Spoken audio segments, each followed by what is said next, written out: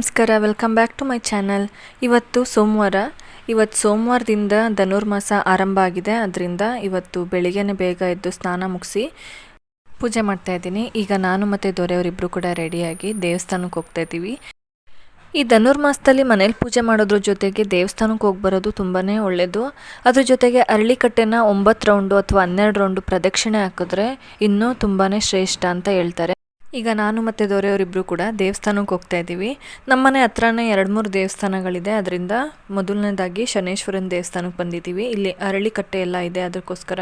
ಈ ದೇವಸ್ಥಾನದಲ್ಲಿ ಗಣೇಶ, ಪಾರ್ವತಿ, ಶಿವ ಮತ್ತು ಶನೇಶ್ವರಂದು ಚಿಕ್ಕ ಚಿಕ್ಕ ಗುಡಿಗಳಿದೆ. ಇಲ್ಲೆಲ್ಲ ಪೂಜೆ ಮುಗಿಸ್ಕೊಂಡು ಅದಾದಮೇಲೆ ಚಾಮುಂಡೇಶ್ವರಿ ದೇವಸ್ಥಾನಕ್ಕೆ ಹೋದ್ವಿ.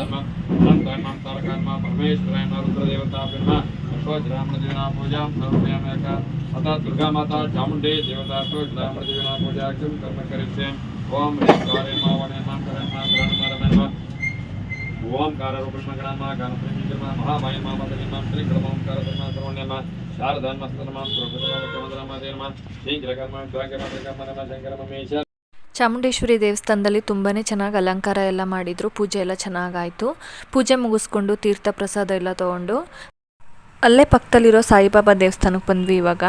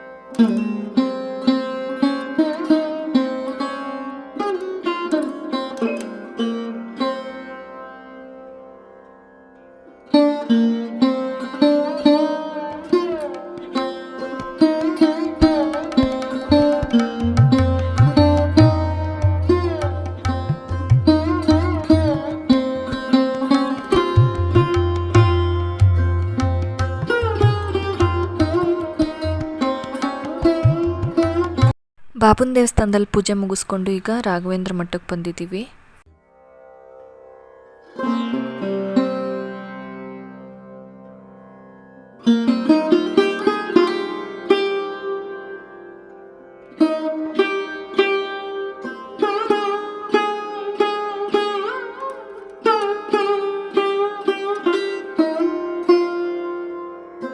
ನಾವೀಗ ಪೂಜೆ ಮುಗಿಸ್ಕೊಂಡು ಮನೆ ಕಡೆ ಹೊರಡ್ತಾ ಇದ್ದೀವಿ.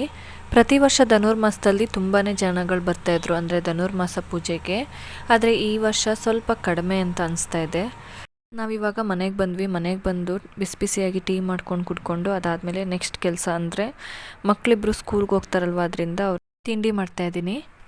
ನಾನಿವತ್ತು ತಿಂಡಿಗೆ ವೆಜ್ ಪಲಾವ್ನ ಮಾಡ್ತಾಯಿದ್ದೀನಿ. ಮೊದಲಿಗೆ ಒಂದು ಕುಕ್ಕರ್ ತೊಗೊಂಡೋದಕ್ಕೆ ಸ್ವಲ್ಪ ಎಣ್ಣೆ ಹಾಕಬೇಕು. ಅದಾದಮೇಲೆ ನಾನು ಆಲ್ರೆಡಿ ಇಲ್ಲಿ ಈರುಳ್ಳಿ ಆಗಲಿ, ಟೊಮೆಟೊ ಆಗಲಿ, ವೆಜಿಟೇಬಲ್ಸ್ ಆಗಲಿ ಮತ್ತು ಸ್ಪೈಸಸ್ಗಳಾಗಲಿ ಎಲ್ಲನೂ ಕೂಡ ರೆಡಿ ಮಾಡ್ಕೊಂಡು ಇಟ್ಕೊಂಡಿದ್ದೀನಿ.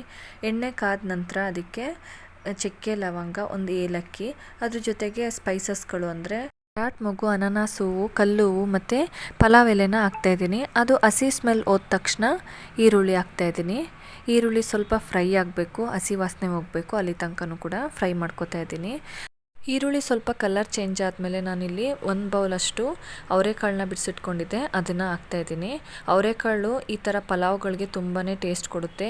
ಜೊತೆಗೆ ಈ ಅವರೆಕಾಳನ್ನ ಪೊಂಗಲ್ಗಿರ್ಬೋದು, ಉಪ್ಪಿಟ್ಟಿಗಾಗಿರ್ಬೋದು, ಜೊತೆಗೆ ಅವರೆಕಾಳು ವಡೆನ ಮಾಡ್ತಾರೆ, ತುಂಬಾ ಚೆನ್ನಾಗಿರುತ್ತೆ. ಅದಕ್ಕೆಲ್ಲ ಕೂಡ ಯೂಸ್ ಮಾಡಿದ್ರೆ ತುಂಬಾ ಟೇಸ್ಟ್ ಚೆನ್ನಾಗಿರುತ್ತೆ. ನಾನಿವಾಗ ಮಸಾಲೆಗೆ ರೆಡಿ ಮಾಡ್ಕೊತಾ ಇದ್ದೀನಿ. ಮಸಾಲೆಗೆ 2 ಹಸಿಮೆಣಸಿನ್ಕಾಯಿ, ಸ್ವಲ್ಪ ಬೆಳ್ಳುಳ್ಳಿ, ಸ್ವಲ್ಪ ಶುಂಠಿ, ಜೊತೆಗೆ ಸ್ವಲ್ಪ ಪುದೀನ ಸೊಪ್ಪು ಮತ್ತು ಸ್ವಲ್ಪ ಕೊತ್ತಂಬರಿ ಸೊಪ್ಪನ್ನ ಹಾಕೋತಾ ಇದ್ದೀನಿ. ಜೊತೆಗೆ ಅರ್ಧ ಟೊಮ್ಯಾಟೊನ ಹಾಕ್ತಾಯಿದ್ದೀನಿ. ಇದನ್ನು ನೈಸ್ ಪೇಸ್ಟ್ ಮಾಡ್ಕೋಬೇಕು. ಈ ಮಸಾಲೆಗಳನ್ನ 1 ಸ್ಪೂನ್ ಎಣ್ಣೆಯಲ್ಲಿ ಫ್ರೈ ಮಾಡ್ಕೊಂಡು ಅದಾದಮೇಲೂ ಕೂಡ ರುಬ್ಕೋಬೋದು, ಅಥವಾ ಡೈರೆಕ್ಟಾಗೂ ರುಬ್ಕೋಬೋದು. ಎರಡೂ ಬೇರೆ ಬೇರೆ ಟೇಸ್ಟನ್ನು ಕೊಡುತ್ತೆ.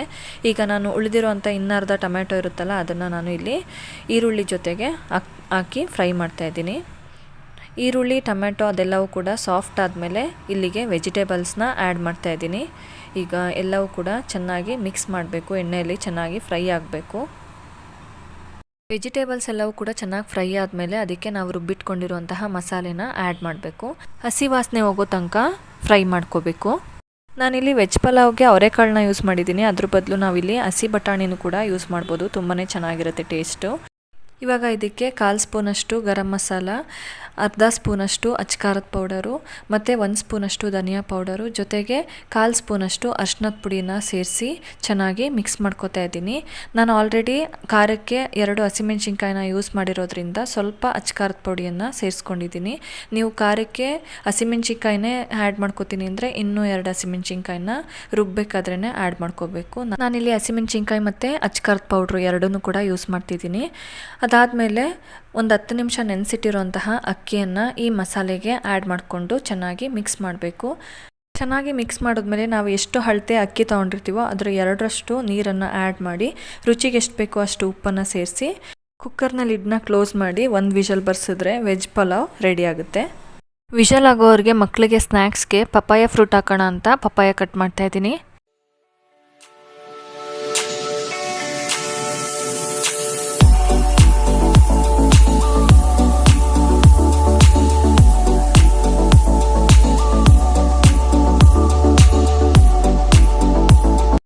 ಮಕ್ಕಳದ್ದು ಸ್ನ್ಯಾಕ್ಸು ಮತ್ತು ವಾಟರ್ ಬಾಟಲ್ ಎಲ್ಲ ರೆಡಿ ಆಯಿತು. ಅವರಿಬ್ಬರು ಕೂಡ ರೆಡಿಯಾಗಿದ್ದಾರೆ. ಈಗ ಅವರಿಬ್ರಿಗೂ ಕೂಡ ಟಿಫನ್ ಹಾಕ್ಕೊಡ್ಬೇಕು. ವೆಜ್ ಪಲಾವ್ ಈಗ ರೆಡಿಯಾಗಿದೆ.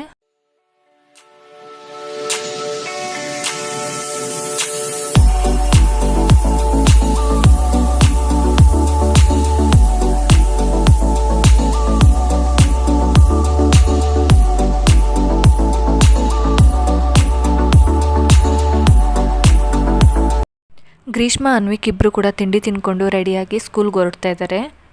ನನ್ನ ಪ್ರತಿದಿನದ ರೊಟೀನ್ ಇದೇ ಆಗಿರುತ್ತೆ. ಅಂದರೆ ಬೆಳಿಗ್ಗೆ ಎದ್ದು ಮಕ್ಳಿಗೆ ರೆಡಿ ಮಾಡಿ ಸ್ಕೂಲಿಗೆ ಕಳಿಸಿ ಅದಾದಮೇಲೆ ನನ್ನ ಕೆಲಸಗಳೆಲ್ಲ ಮುಗಿಸ್ಕೊಂಡು ಅದಾದಮೇಲೆ ನಾನು ಪೂಜೆ ತಿಂಡಿ ಎಲ್ಲ ಮುಗಿಸ್ಕೊಂಡು ಮಧ್ಯಾಹ್ನದ ಅಡುಗೆ ಮಾಡಿ ಸಂಜೆ ಮಕ್ಕಳು ಬಂದ ತಕ್ಷಣ ಅವ್ರಿಗೆ ಸ್ನ್ಯಾಕ್ಸ್ ಕೊಟ್ಟು ಸ್ವಲ್ಪ ಹೊತ್ತು ಆಟ ಆಡಿದ್ಮೇಲೆ ಹೋಮ್ವರ್ಕ್ ಮಾಡಿಸಿ ಅದಾದಮೇಲೆ ರಾತ್ರಿ ಡಿನ್ನರ್ನ ರೆಡಿ ಮಾಡಬೇಕು.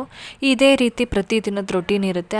ಅದರಿಂದ ಮಕ್ಕಳನ್ನ ಸ್ಕೂಲಿಗೆ ಕಳಿಸೋ ತನಕ ನನ್ನ ಮಾರ್ನಿಂಗ್ ರೊಟೀನ್ ಯಾವ ರೀತಿ ಇರುತ್ತೆ ಅನ್ನೋದಕ್ಕೋಸ್ಕರ ಈ ವಿಡಿಯೋನ ಶೇರ್ ಮಾಡ್ತಿದ್ದೀನಿ. ನಿಮ್ಮೆಲ್ಲರಿಗೂ ಕೂಡ ಈ ವಿಡಿಯೋ ಇಷ್ಟ ಆಗಿರುತ್ತೆ ಅಂತ ಅನ್ಕೋತೀನಿ. ಮತ್ತೆ ಇನ್ನೊಂದು ವ್ಲಾಗಲ್ಲಿ ಭೇಟಿಯಾಗೋಣ. ಅಲ್ಲಿ ತನಕ ಎಲ್ರಿಗೂ ಕೂಡ ನಮಸ್ಕಾರ.